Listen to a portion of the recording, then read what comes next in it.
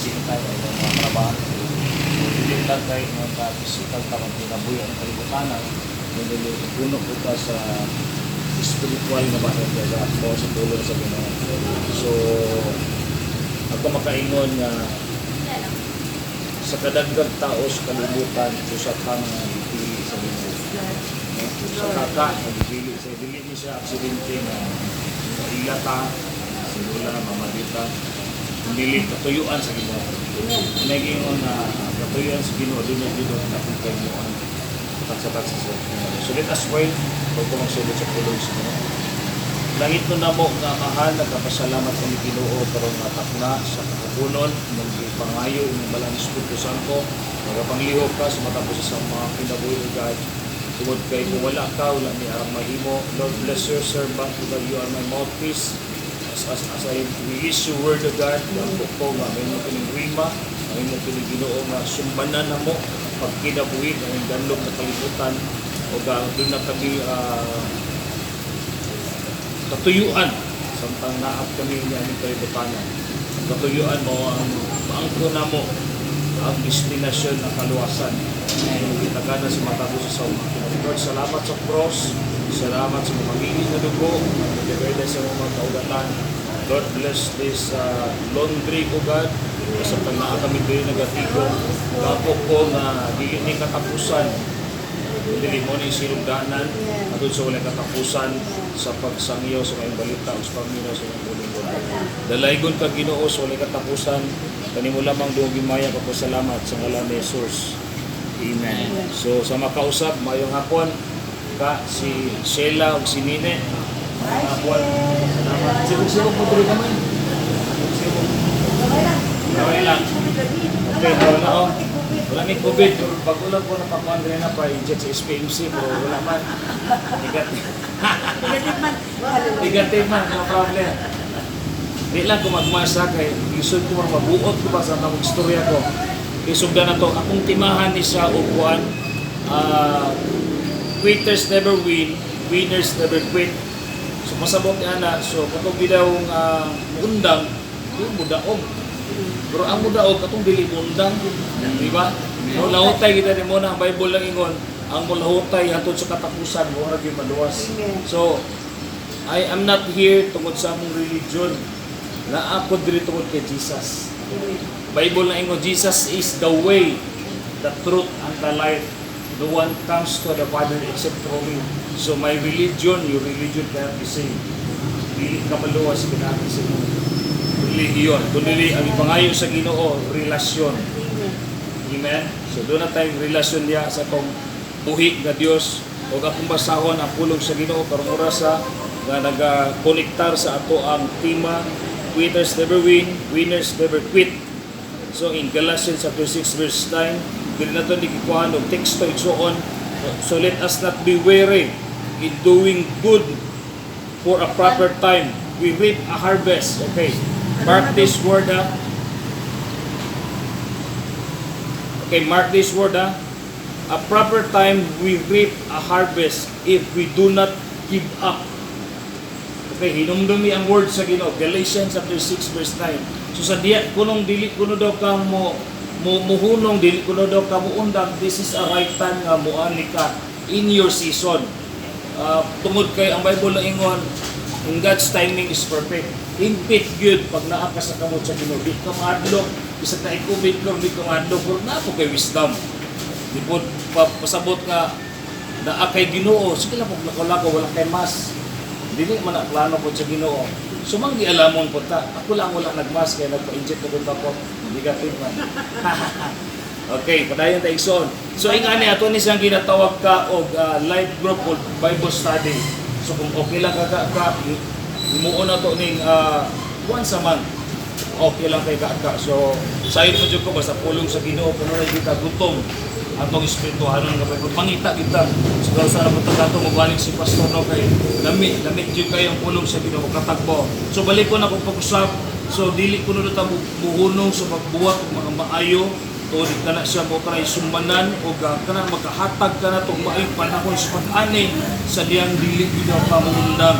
So ginatawag na to ni so doon natin mga ginatawag ng mga pangutana sa itong tagsa-tagsa ka mga kaugalingon, no? If you do not bear is a reward, all the end of the road, would you stop and quit in the middle of the way? So sa tunga-tunga, ang ngayon kuno ba daw kamuhunong, buhundang, dapat kuno daw, dapat bulahutay gidaw ka, sama sa atong iisgutan karon, quitters never win, and winners never quit. So sa atong giisgutan karon, ato yung tinailan, labi na karon nga pandemya, labi na karon nga miagi tag normal, kaniya to sa normal ta, wala pa'y pandemya, di nagpandemya ta karon, so nandiyo sa nato kalahian. So kung imong itandi, kung ako personally, ako makatandi ko sa normal, na wala pa'y pandemya, na karon nagpandemya siya, ako nakaingon nga mas closer ang tao sa Ginoo.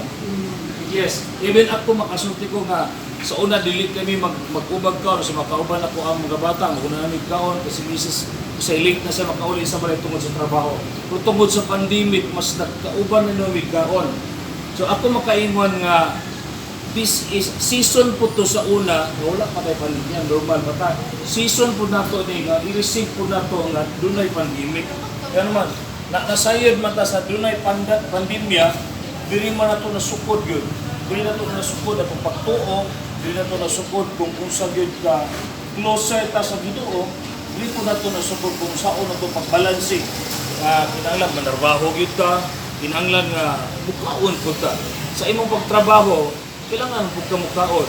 Mukaon ka sa pulong sa Ginoo, sa imong pisikal, mukaon ka litson baboy, litson manok, sulbaka, uban pa, kailangan nimo na sa imong physical na bahin. Pero kung mulargo ta sa itong spiritual nga bahin, kinahanglan na to ang word sa Ginoo. Kaya there are many words nga wala man nato naagyan. Mo na dakong saad para sa imong kinabuhi. Mo na dakong impact sa imong kinabuhi. Kinahanglan gid ay ang pulong sa Ginoo magpabilin diya sa imong kinabuhi. In John 15:7 nagsulti diya, if you remain in me and my words abide in you, you can ask anything in my name and it shall be given. No, given na kay igsuon pag naka sa Ginoo. Like for example, imong mas kinabuhi na admit na butang na to na disgrasya. Pero kung muduol ka sa Ginoo igsuon, walay pakyas ang Ginoo. Dili ka niya balibaran. Siguro kung duol pa ang tao, balibaran pa ka. Nung ka kung muluhod ka sa Ginoo, muduol ka sa Ginoo, dili ka niya pakyason. Mas on time pa ang panalangin sa Ginoo kaysa muduol ka sa tao, kaysa muduol ta sa itong kaigsuon, kaysa muduol ta sa dili pa ginato mga so sa diyang atong ipunting yun o atong tagaan yun o bili sa diyang atong yung tagaan pagtagad ang pagpaminaw sa pulong sa Ginoo. Ako gid baka ingon nga panahon sa panahon pangitaon gid nimo kanunay o doon na kay panagaring hungry, doon na kay kagutom sa pagpaminaw sa pulong sa Ginoo. Magpangita gyud ka sa pulong sa Ginoo nga naman tungod kay makita nimo nga dunay pinasakit, dunay supernatural nga nadunggan nimo labi na sa atong tema karon nga quitters never win, winners never quit. So makita nimo ba labi na nga ni-connect sa word sa Ginoo, atong makita nga kanagaring ang paglahutay hangtod sa katapusan maoro giday ang maluwas. Ang paglahutay giday mo giday na ginatawag na to og Yahweh, susi na ginagkupta na to sa itong kinabuhi. Sama ni ani nga naga-live group ka, naga-Bible study ka, naga-cell group ka, learning. Doon na tayo learning nga nadawat. Gikan diya sa Ginoo. No, dili gikan sa kuha, dili gikan bisan kinsa, but natay learning na gikan atubangan sa Ginoo. Binaagi siyang pulong. Ano man, kanunay man ka magpangita, kanunay man ka doon na kay devotional time sa imong kinabuhi, doon na kay prayer time sa imong kinabuhi. Kali sa church, dili sa ikon nga ginapanghambong na ko ni sa church. Ang church gud kinahanglan gud og prayer. Ano man, ang prayer is the backbone of the church. Kung ang simbahan walay mga pag-ampo, lusno gud, uga, dry, tungod kay walay mga pag-ampo ang simbahan.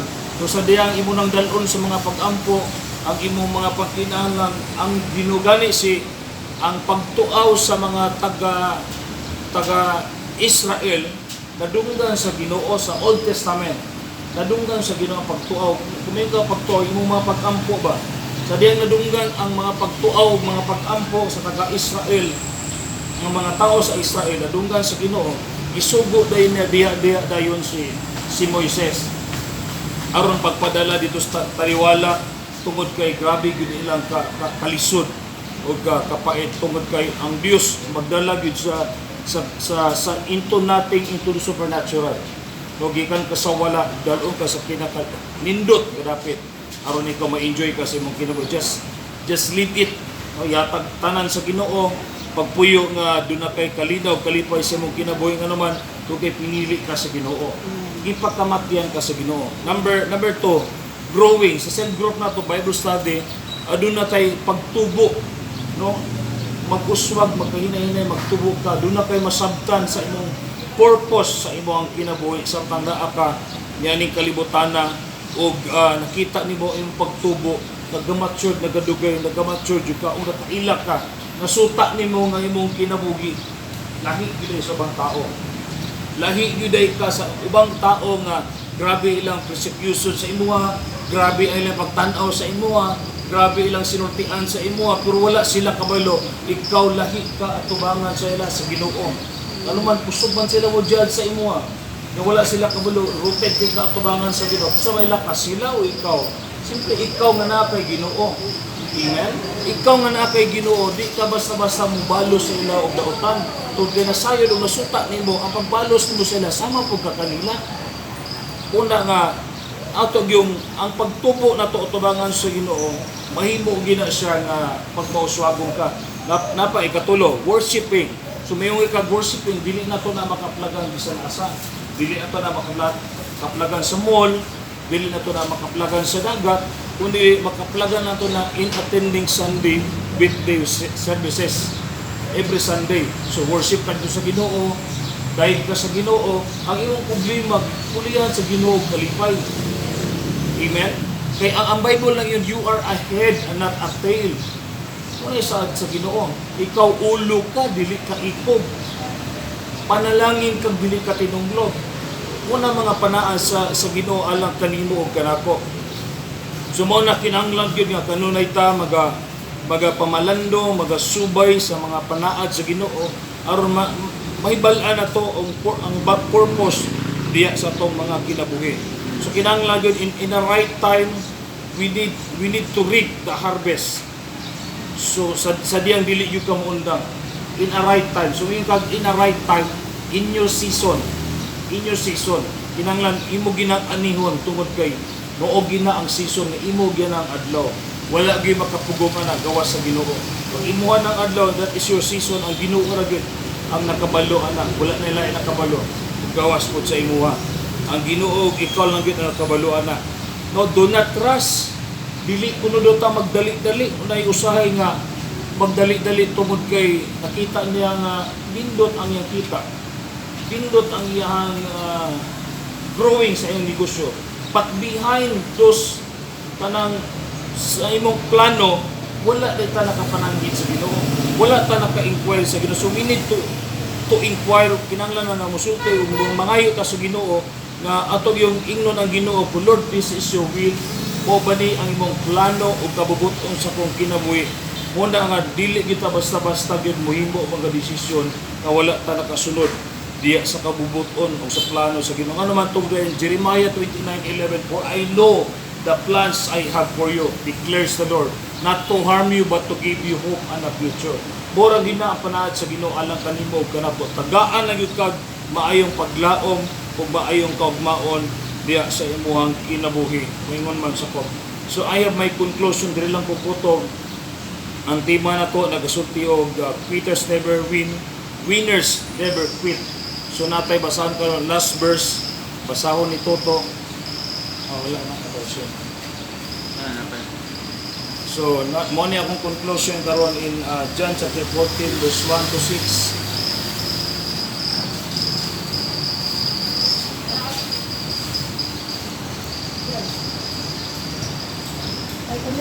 Sige, basa sis.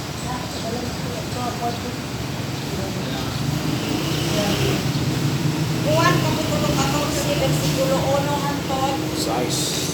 ang puno sa Ginoo nag-ingon. Miingon kanila si Jesus, ayaw kamo kabuol, salig kamo sa Dios ug salig usab kamo kanako.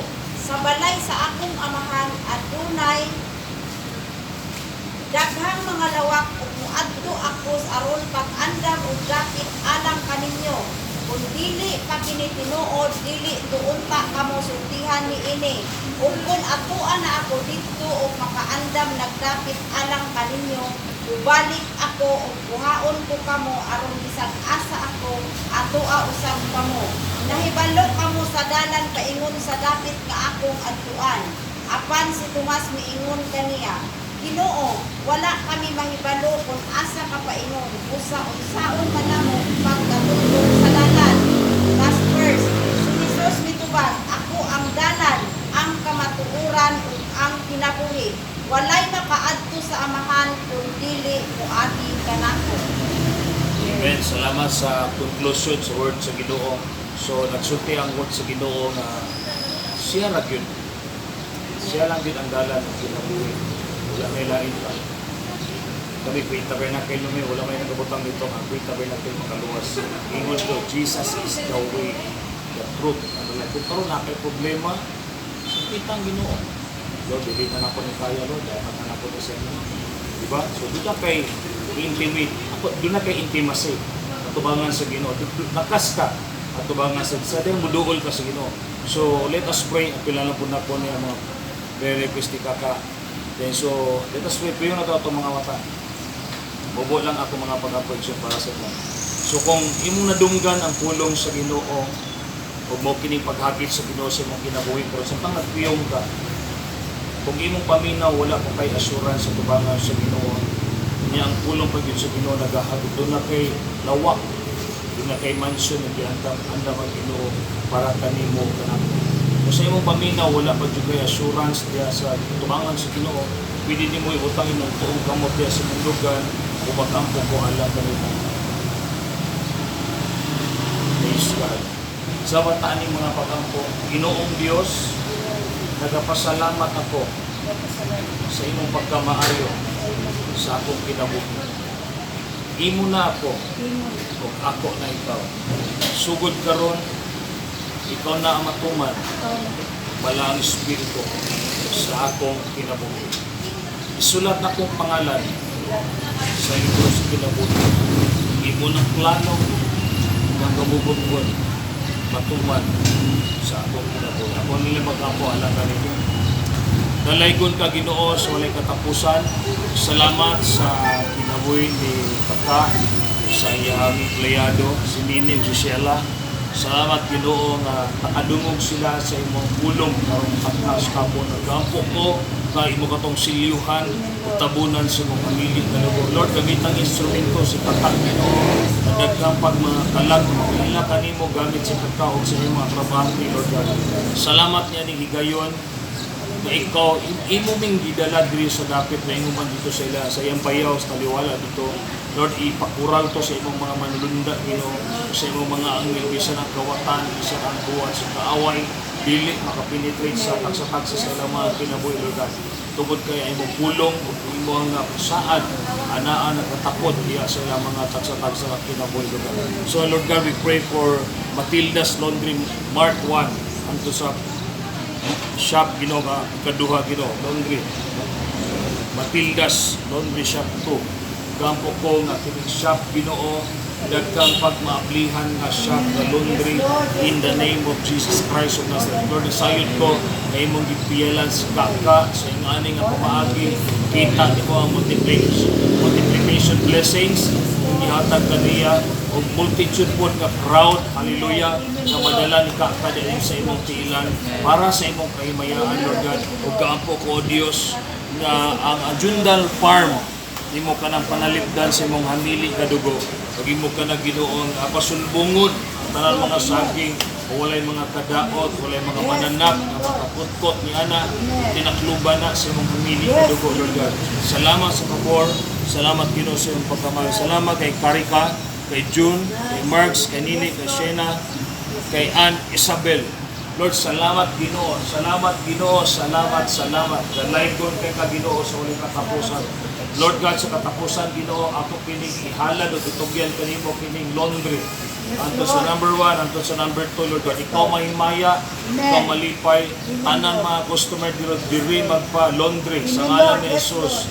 Tanan mga tao, Ginoo, diri ganahan sa ilang shop, laundry shop, tungkol kay nakita nila yung glory na sa mga trabahante na pagkakagpangin.